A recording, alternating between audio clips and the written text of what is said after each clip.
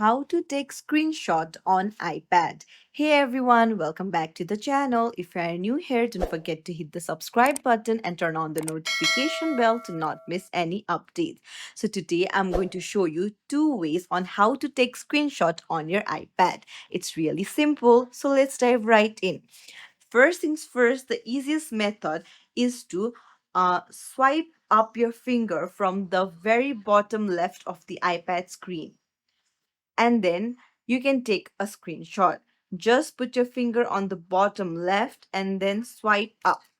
And there you go. You can just tap on done on the top right, and the screenshot should be saved to your photos. However, if you find this difficult, then you can find assistive touch. If you can't find it, then I'll teach you how to turn it on. Go to settings and then go to accessibility, then go to touch, tap on assistive touch, and then toggle it on. So you'll find the circle, which is very clear.